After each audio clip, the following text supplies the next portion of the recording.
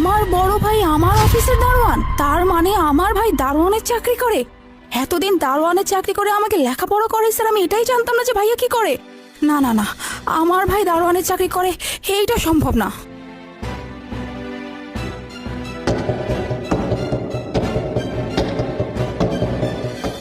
দাঁড়াও, দারোয়ান আমাকে দেখে সালাম কেন দিল না?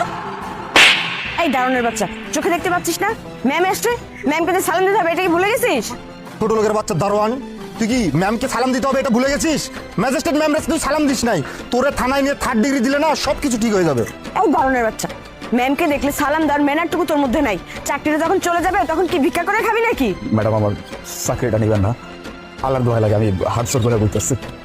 ম্যাডাম এই চাকরিটা করে আমার পুরো সংসারটা চলে। আমার চাকরিটা যদি চলে যায় তাহলে তো আমার রাস্তায় নামতে হইব, আমার পরিবারের মানুষগুলো খাইব কি, পড়বো কি? ম্যাডাম আমি আমি ভুল করে ফেলেছি, আমি হাত জোর করে ক্ষমা চাইতেছি, আবার মাফ করে দেন। ম্যাম আপনি ওকে ক্ষমা করবেন না, ওকে এখান থেকে বের করে দিন, এটাই হবে ওর জন্য উচিত শিক্ষা। তা তো অবশ্যই, সেটা তোমাকে বলতে হবে না। আর ও আজকে আমার সাথে যে অন্যায়টা করছে ওর একটাই শাস্তি, সেটা হচ্ছে ওর এই চাকরি থেকে বরখাস্ত করা। ও যাতে করে এখানে কোনোভাবে আর চাকরি না করতে পারে। এই যে তুমি গেট আউট, এইখানে যেন তোমাকে আর কোনোদিন না দেখি, কোনোদিন না, জাস্ট গেট আউট। সামান্য একটা সালামের জন্য আমার চাকরিটা চলে গেল। ম্যাডাম আমি চলে যেতেছি, যাওয়ার আগে আমার ছোট্ট একটা ইচ্ছা আছে, আমি আপনাকে সালাম করে যাইতেছি। সালাম ম্যাডাম। চলো।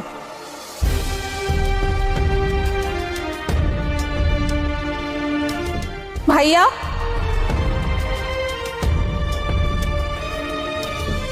কেন এসেছিস স্যার? হ্যাঁ, সামান্য সালাম দেই নেই বলে আমার চাকরিটা নিয়ে নিলি?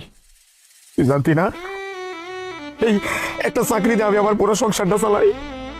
এখন আমি কি করবো? আমার বউ বাচ্চার আমি কি খাওয়াবো?